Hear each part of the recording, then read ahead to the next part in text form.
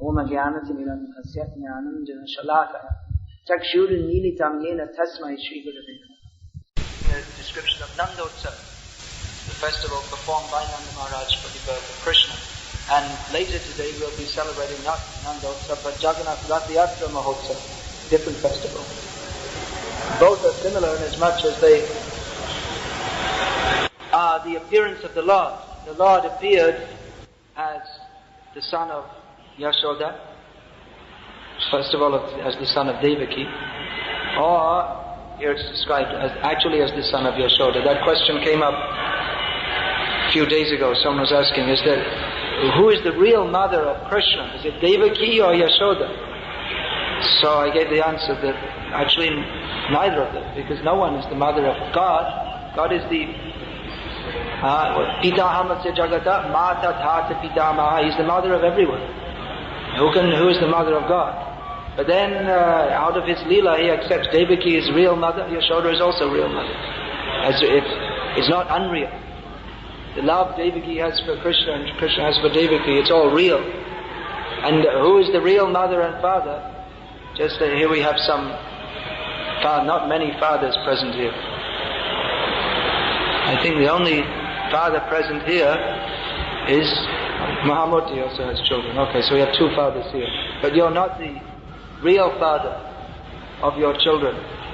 Pundarik and Chiranjeev are not your sons. It's only an illusion presented by the material energy that they're actually your sons. But the real father and mother of everyone is Krishna. So Devaki and Yashoda, they are not his mother, but yes, they are his mother in a more real sense than any mother and father of this material world, because that is an eternal relationship. If you say, who's the real mother and father, we think here the question of cutting the umbilical cord comes up. Did it really happen with Krishna or not? But it doesn't matter whether it happened or not, because anyway Yashoda and Devaki are the real mothers of Krishna. And he has so many mothers in different incarnations, and in Vrindavan there are so many mothers. All the women, all the elderly gopis, they all became the mother of Krishna because Krishna took the forms of their sons when they were kidnapped by Brahma. So that's the real motherhood. It doesn't. We think who is the real mother? That's based on this question comes up when you think that, well, which womb did Krishna come out of? But Krishna doesn't come out of any womb. He's present everywhere all the time. So the real relationship is based on that eternal loving relationship on the spiritual platform of the devotees giving themselves to Krishna and Krishna giving themselves to the devotee. So that's the real relationship of motherhood, fatherhood. That's why Krishna is Pita, Mata, Dhata, Pitamaha. He's everything to the whole universe, because he has an eternal relationship with every living being in the universe. Namai Vangsha Jiva Loke Jiva Bhuta Sanatana. So we are thinking, because we're on the material platform, we're thinking real relationship is dependent on popping out of a body. But that's not the real criterion of motherhood or fatherhood. On the spiritual platform, or on the real platform, the criterion is that of, you can't do anything about it. Well, I mean, how many days is this going on? Can you do something? Can you personally take the responsibility of doing something about this? Well, not now. It has to be repaired. It won't happen today, I don't think. Maybe you can do it this morning. So Thursday morning, please make sure something is done to repair this. Jai Shamsung. Because we're on the material platform, we think what is real, what is here is real, but it's not. What is on the spiritual platform, that is real. That's why that we have to understand Shastra through the Acharya. Here Vishwanath Chakravarti Thakur is explaining, giving many evidences from Shastra, that actually Krishna was born to Yashoda physically, or superficially, physically. That Krishna is the actual son of Yashoda, as much as he's the actual son of Devaki, if you want to measure by such a yardstick. So Vishwanath Chakravarti Thakur, he's seen from the real platform. Vishwanath Chakravarti Thakur, he also explains the meaning of the word tu here, which without that spiritual insight, who can understand what is the meaning of this word tu? Nandas Twatmaja. Tu Atmaja. They say, you might think that word, sometimes words like cha, tu, eva, they're inserted into a verse just to fill the meter, because there has to be a certain number of syllables. When the word tu is inserted here, it doesn't increase the number of syllables, because if the tu mixes with the atma to become twatma, isn't it? Twatmaja. So it doesn't increase the number of syllables. So what is the Vishwanath Chakravarti Thakur has analyzed? Why is this being inserted here? So that's to give significance to emphasize the point that it was Nanda's tu, not Vasudeva's tu. That Nanda was celebrating the birth ceremony of Krishna, not Vasudeva, who should be doing it. You would think it would be Vasudeva who would do it, but actually it was Nanda doing it. So again, if that question comes, who are the real parents of Krishna? Well, in another sense, Yashoda and Nanda are more than Devaki and Vasudeva, because they enjoyed the childhood pastimes of Krishna, and they had the very intimate feeling. They could never consider that Krishna is anything but our son. Whereas Vasudeva and Devaki, they saw Krishna coming first of all in four-handed form. Their feelings, their loving feelings of him as their son, were mixed with the conception of him being the Supreme Personality of Godhead, which is not a very compatible mixture of rasas. The parental affection and the awe and reverence, Shanta ras and Vatsalya ras, they don't mix together very well, but sometimes that awe and reverence of considering the Supreme Personality of Godhead, Vasudeva and Devaki had that. We see that when Krishna, after killing Kamsa, Krishna and Balaram came before Vasudeva and Devaki, and they were very respectful to him. Yes, they were thinking he's the Supreme Personality of Godhead, so Krishna covered over that feeling so that their natural paternal and maternal parental feelings could be awakened.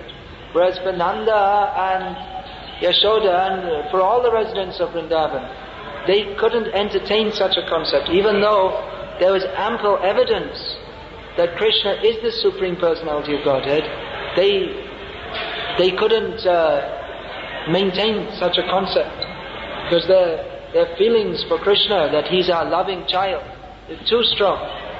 Even Yashoda, she was sitting with Krishna on her lap, naughty boy, eating dirt. Krishna says, "No, I don't believe you. Your elder brother Balaram, why would he lie? He said you ate dirt. All the boys said you ate dirt. Okay, open your mouth, let's see. You'll be punished severely if it's true."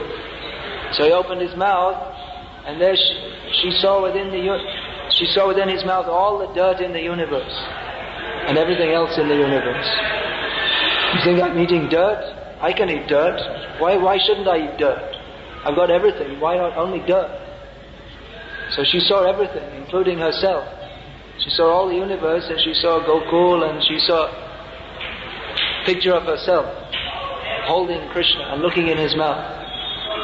So then she thought, well, maybe Krishna's gone. Krishna thought, this is not very good. So he started crying, I want some milk. And immediately she forgot. What's more important, Krishna being God or Krishna being my son? He needs some milk. He needs some milk right now, so he may be God, he may not be God, but he needs some milk. That also comes, we see, Jagannath Mishra, he was always chastising Chaitanya Mahaprabhu, because he's a very naughty child. If you think Krishna was naughty, then Chaitanya Mahaprabhu much worse actually. Very severely, very badly behaved. Parents, take heart. If your children are badly behaved, actually Prabhupada said if they're badly behaved, it's a sign of intelligence. Your sons are intelligent? Of course, not like there was that, who was that? Amshuman, was it? He was very badly behaved. He used to, in playing with the children, he used to kill them, throw them in the river Sharayu and drown them. No. Vena came later. Saga was a good guy. His son was Vena's. His son was Vena, or his grandson was Vena. Angshuma. It's all anyway. You don't know, I don't know. Let's be honest. You are not that intelligent. You weren't naughty enough as a child. You're trying to make up for it now. It doesn't work now. You may become intelligent in your old age. Don't mind. So, anyway, this Chaitanya Mahaprabhu was very naughty, very badly behaved. Sometimes he'd have a big fit and break everything in the house, smash everything in the whole house, throw it all on the floor, and then lie down on the floor. And his mother would say, well, what's going to happen? You just destroyed all the food and scattered it everywhere and broke everything. He said, well, you should just depend on Krishna. Krishna looks after everybody. If Krishna wants to feed you, he'll feed you. So this was after Jagannath Mishra passed away. So when Jagannath Mishra was present, he was always trying to discipline his son, keep him well behaved. One time he stopped him going to school because he thought, what happened? My eldest son, after so much time I got a son, because just like Devaki's children, one by one they were killed by Kamsa. So similarly Jagannath Mishra's children, one by one after birth they died. So eventually he got a son who stayed alive, Vishvarup. Then he became very educated and thought, this world is all Maya. I'm taking sanya. He heard that Jagannath Mishra was looking for a nice, eligible girl for him. So he thought, there are many nice, eligible girls in Navadvip, but I don't want any of them. I'm going to take sannyas. So he went off and took sannyas. So then Jagannath Mishra, he heard that when he thought of this, he thought, well, I only got one son left now, and my wife's old and I'm old, so better not this education is a very dangerous thing. It's true. Education is very dangerous. So he thought, now my son Nimai, he should not be educated. Better he remains a fool. At least he'll be at home. I can see him. If he goes off and takes sannyas, then there won't be anyone left. So then Nimai, he became very naughty as usual. So even more naughty, because he wanted to have his education. And he needs education. So anyway, Jagannath Mishra, he was chastising his son like anything. So one night in a dream, a Brahmin came. He said, what are you trying to chastise your son for? Just consider, if he happens to be the Supreme Personality of Godhead, or highly elevated person, what good will be your chastisement? Why are you trying to train him? If he's already a great personality. So Jagannath Mishra replied in the dream that, look, he might be God. You say he's God, I don't know. As far as I'm concerned, he's my son. It's my duty to train him and punish him. So this feeling that was there, Jagannath Mishra is described as being all the fathers, Kashyap, Nanda, Vasudev, all the different fathers of the Supreme Personality of Godhead combined in the personality of Jagannath Mishra, who's the father of Chaitanya Mahaprabhu. So that feeling is there. That is the Vatsalya Bhav. That he's my son. He's not God. What do you mean he's God? How can he be God? He's sucking the breast of my wife. God is, everyone's worshipping him. See, I told him to bring my slippers, and his little boy Krishna is picking up slippers and struggling because he's only a little boy. How can you think of such a person as God? So that Krishna likes. When the devotees have such a feeling. So Vishwanath Chakravarti, his commentary has been given here. Especially Vishwanath Chakravarti Thakur as an Acharya, he's giving commentary on the Bhagavatam, which is very much completely from this spiritual platform of Rasa. That he's seeing the different pastimes of Krishna, especially in Krishna in different incarnations. What are the inner meanings of what's going on? Especially Vishwanath Chakravarti Thakur has given many wonderful purports to explain, because he's seeing this. Bhaktisiddhanta Saraswati Thakur used to explain that there's the Agyaruddhi, or the understanding of the materialistic people, and Vidvataruddhi means the understanding of those who are actually intelligent and learned. So when a materialistic person reads the Shastra, they get all the wrong idea. They can't understand it. They can't begin to understand it. They'll give all kinds of funny, wrong ideas. Just like you'll find that they'll say that Nityananda Prabhu preached to the Suvarna Vaniks, the rich gold merchant community, so as to get some funds for his preaching. He was doing life membership among the Suvarna Vaniks, something. A very stupid idea. You see, what to speak of Nityananda Prabhu, even an empowered devotee like Madhvacharya, if he wants, he can just make some gold. He can just make tamarind seeds turn into gold. There was some complaint of poverty at the home of Madhvacharya from his parents. So he took some tamarind seeds and converted it into gold coins. So even what to speak of, even a yogi can make gold. What to speak of this, of the Supreme Lord? There's no question of shortage. But materialistic people, they always see from the external point of view. And Krishna also acts in such a way, and Shastra is also written in such a way to bewilder the atheists, so that they can have such an understanding, so that they'll remain away from Krishna. Just like Krishna, he was apparently killed by the arrow in his foot, shot by Jara the hunter. So as far as the materialists are concerned, Krishna was killed. And it said that he was killed in such a way by a low-class person, because for a Kshatriya, to be killed by an arrow is not a bad thing. But he should be killed in battle. That's glorious. By another Kshatriya.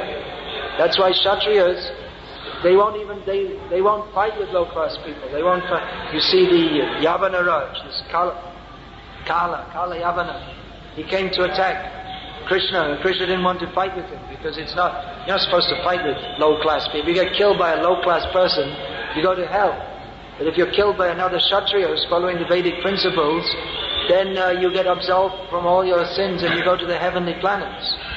So it was considered for a respectable person to be killed in such a way by a stray arrow from a low-class hunter. It's considered a very inauspicious death. And so the materialists, they interpret that Krishna was killed in such a way. There are different interpretations, because Ram shot Bali from behind in a very ignoble way. So Krishna, as a result of his sinful reaction, he had to suffer in such a way. This is how the materialists will interpret. They'll see like this. Actually, in Bhagavatam it's described, because Bhagavatam is the Purana Mamalam.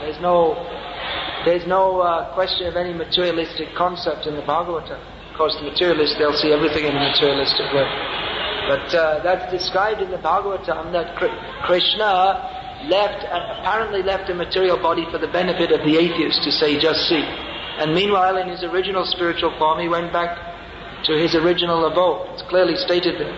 And all the demigods, they were lauding him, and Krishna ignored them because he didn't want to go and visit them. He didn't want to waste any. He already visited Indra. When he went to Indra, instead of welcoming him, he had a big fight with him. He went through all the areas of the universe to reach Mahavishnu. He'd done what he had to do. His incarnation was finished, so he didn't want to stop making so many different social visits with so many different demigods.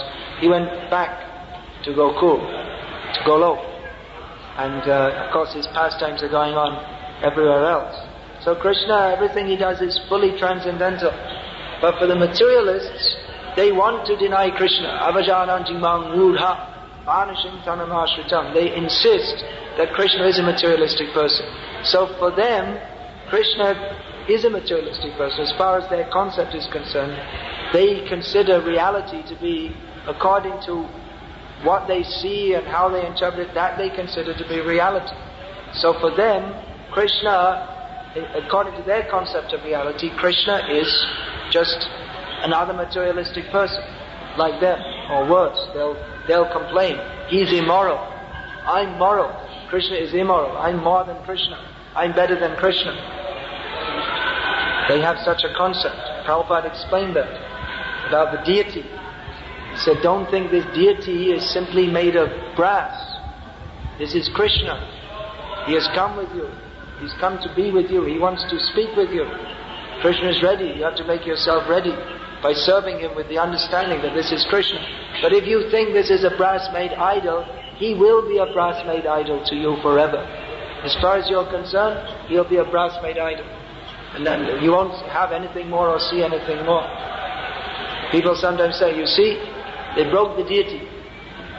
There's one class of religious people who, I think maybe more than 100 million of them in this country, who have in their tradition, they have breaking idols. So they say, you see, we killed the god. We killed the Hindu god. You may say, well, why does Krishna allow that? Why does he allow such things? So many times deities are stolen, sometimes melted down, taken to the British Museum. Jagannath's diamond is stolen and cut up, put in the crown jewels of the British Empire. After that, the empire stopped being an empire. So why is that? Why are such things allowed? Because Krishna is reciprocating. If you take Krishna to be an idol, if this is idol worship, then that will, as far as you are concerned, you see like that. But for the devotee, they see Krishna. Chaitanya Mahaprabhu saw Krishna. Other people might see so many other things. Jagannath. One time the Buddhists were prominent in India, so they said this is a Buddhist deity. Jagannath, the Shaivites say Jagannath is Shiva. They have some interpretation. Chaitanya Mahaprabhu, he didn't see some Buddhist idol. He didn't see Lord Shiva. He didn't see Dwaraka Krishna. He saw Dvibhuj Muralidhar, two-handed Krishna holding the flute. This is how he saw Krishna. So Krishna reciprocates as you like. If you think Krishna is a rascal, you may think like that. You may think, yes, Krishna will allow you. But the result, you'll get a different result. Just like some people say, there are as many paths as you like. Joto mot toto pot. That's true, in one sense. That there are many paths and many different opinions. But it's not that all the paths lead to the same destination. That is the mistake. If you think Krishna is a rascal, you are a rascal. And you go to the destination of rascals. But if you think Krishna is our worshipable Lord, then you go to Krishna to reciprocate with Him in His real existence. Then we may say, well, if you think of Krishna as you like, then He reciprocates with you in that way. But what is the actual reality? The reality is that Krishna is not made out, He's not a brass-made idol. The reality is not wood. The reality is not that Krishna is a mundane person. The reality is that Krishna is the ultimate truth. He is the absolute truth. The absolute truth means that on which everything rests. Every other truth is a relative truth. It's relative to everything else. Ultimately, but then you may say, how is everything, this is the problem of the scientist. How can everything be relative to everything else? There's no fixed constant. There is a fixed constant, that's Krishna. You can't see Him because you're always trying to look for the truth through your telescope or through your mathematical equations. But Krishna is the absolute, substantive principle upon which everything else is dependent, and He is independent. That is the meaning of absolute. Swatantra, Swarat. He is independent, but He becomes dependent upon Yashoda and Devaki, Nanda, Vasudeva. Who can understand? Vishwanath Chakravarti can understand. He's explaining like this. His 10th canto is very intimate. All these dealings, how Yashoda, how she's feeding Krishna, how Krishna is joking with the cowherd boys and the gopis. This is not meant for the atheists and demons. They should not even, for the atheist and demon, it's better they don't even come anywhere near the Srimad Bhagavatam. Better you don't read scripture at all for such a person. For someone who's of such a mentality, who is determined to reject Krishna, it's better they don't come near to Krishna, because they'll make more offenses. Such a person, it's better that they approach through if they're at all to be purified, that is by the mercy of the devotees. If you try to approach Krishna directly, we have so many wrong ideas about Krishna, that if we approach directly, if we don't approach through the authorized path, then simply we'll make offenses. That's again a reason you have to have Guru to guide in the proper way how to approach Krishna. Or even if you get someone who's apparently a devotee but doesn't properly understand Krishna, then again you'll get the wrong idea. We see so many so-called Vaishnavas who are mixed with Mayavad or Sahajya, and they'll give so many wrong ideas about approaching Krishna. Therefore we're studying Srimad Bhagavatam. This Bhagavatam is meant for devotees, those who have dedicated their life to Krishna. Prabhupada had this program. Bhagavatam class in the morning, Gita class in the evening. Gita class there may be some more general philosophy. So many people may be coming from outside. Morning Bhagavatam. That is meant for those who are desiring to be Rasik, Muhuraho, Rasika Bhubi Bhavaka. This, the rasa of Srimad Bhagavatam, that can be appreciated by those who are dedicated their lives to relishing this rasa, which can be relished by seva. Those who have dedicated their lives to serving Krishna, those who are committed to Krishna, they can begin to understand who is Krishna as described in Srimad Bhagavatam, the personality of Krishna. Gita, we get a general idea of Krishna, what is his magnificent, topmost position, what is his personality. Also some indication is given there, but that is developed in Srimad Bhagavatam. Especially Shukdev Goswami has made it more sweet, because he's Rasik Bhakta.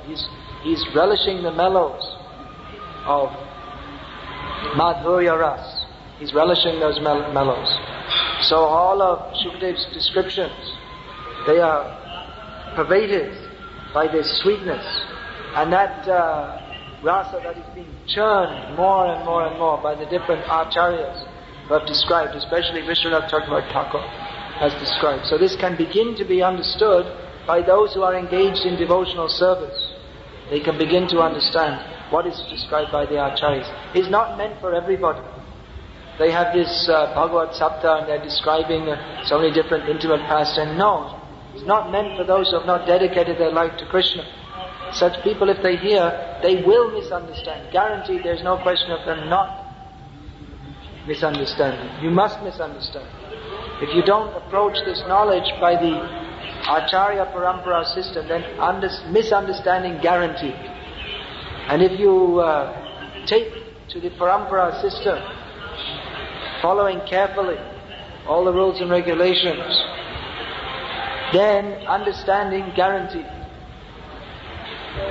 You have to approach properly. If either the teacher is himself not understanding properly, or the student is not acting properly as a student, then understanding will not take place. But if one is a sincere student, very carefully hearing Srimad Bhagavatam and acting according to the directions of Srimad Bhagavatam, performing the life of Bhakti, then gradually he can understand Srimad Bhagavatam. Now this very intimate pastimes of Krishna are beginning.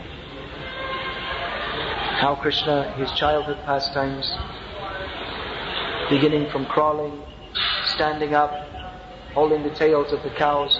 These are all, sometimes we say intimate pastimes means Gopi Leela, but actually all the pastimes of the Supreme Lord are very intimate, but especially Krishna, how he's playing, how the gopis are, all the pastimes of Krishna, beginning from his childhood, all very intimate. They can be understood by devotees.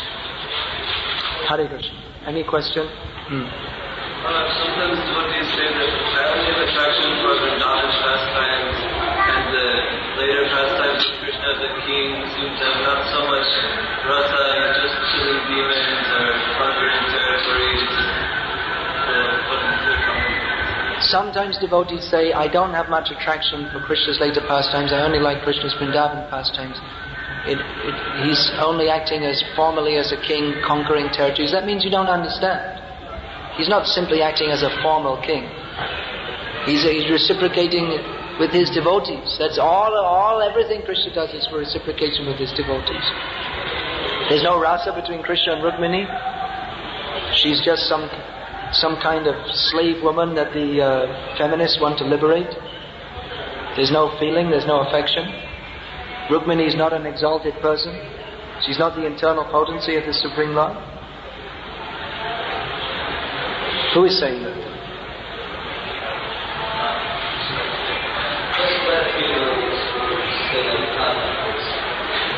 They're relishing They're only relishing Vrindavan pastimes.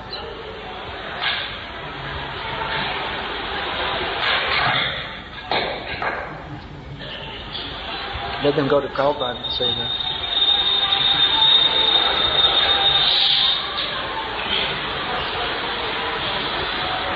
They're relishing that. And then sometimes they're relishing someone else's wife. Are they relishing Mangalarti? Prabhupada called this sahajya. If one is, of course, that is also stated by some of our Acaryas. Raghunath Das Swami, we have heard, not that Prabhupada quoted this, but we've heard later from others, that Raghunath Das Goswami said, I don't even care for Vrindavan or Krishna without Radharani. That's Raghunath Das Goswami. You come to that platform, if you can.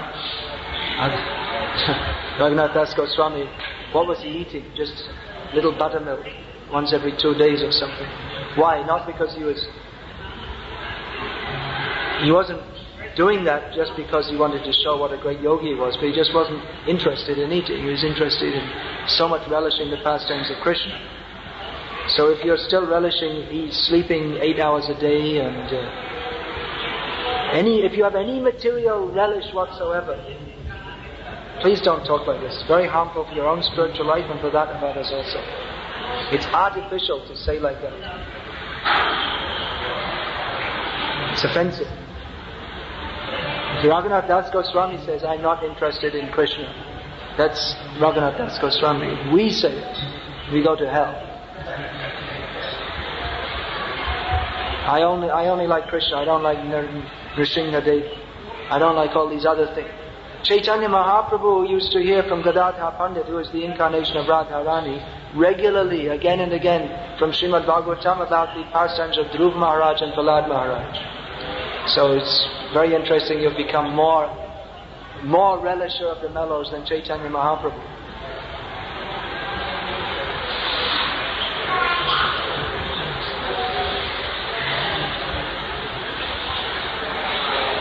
It is generally recommended that if you want to read the Bhagavatam, first of all we should go to much light air.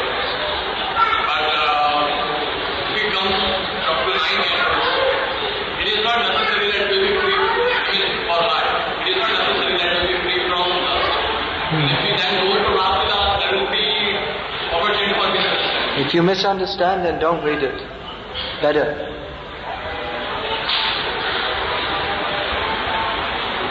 We have to see what's favorable for our spiritual life. If you feel lusty desire by hearing about Krishna, actually Ras Leela, that Krishna is dancing. But if you feel lusty desires by hearing that, then better you don't read. Then means, what's the advantage?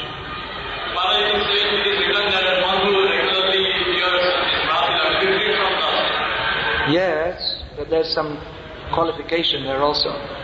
One who hears with faith. That word is used. What's the verse? Did you learn that verse? Shraddhayat. One who hears.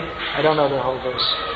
One who hears with faith. That means you have to, if you're firmly fixed in the concept that Krishna is the Supreme Personality of Godhead, therefore Amogha Leela, everything he does is spotless, then you'll be purified. But if you're still thinking there's any mundane tinge in Krishna, then you'll become envious.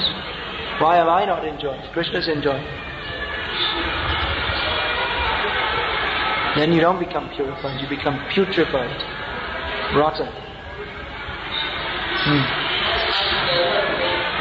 How to develop faith? The whole process of Krishna consciousness meant for developing faith.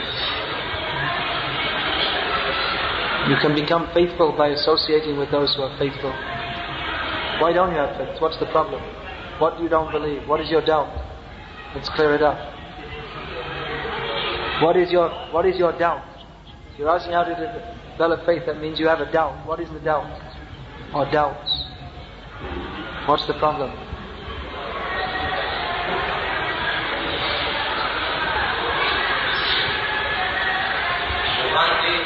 What's the doubt? What don't you believe?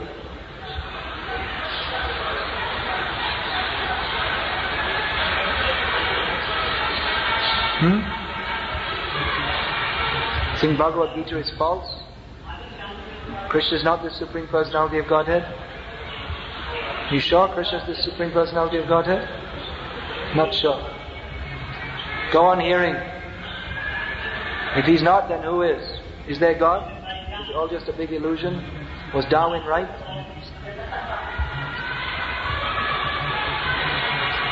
Is there God? Is there any supreme living being? You're not sure.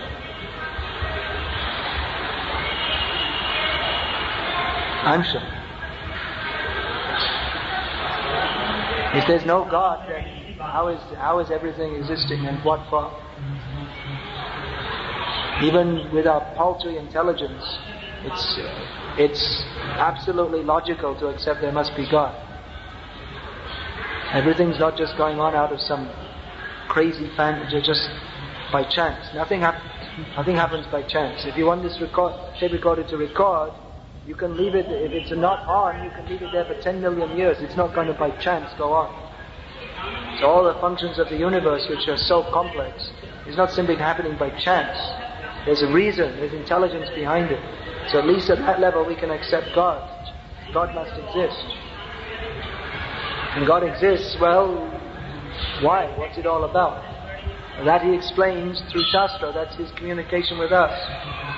And Shastra shows who is God. We don't know. You can do experiments for 10 million years. You won't find God in your test tube. That has to be revealed by Shastra and Acaryas. We saw also Acaryas, Prabhupada. Prabhupada, if you don't accept Krishna as the Supreme Personality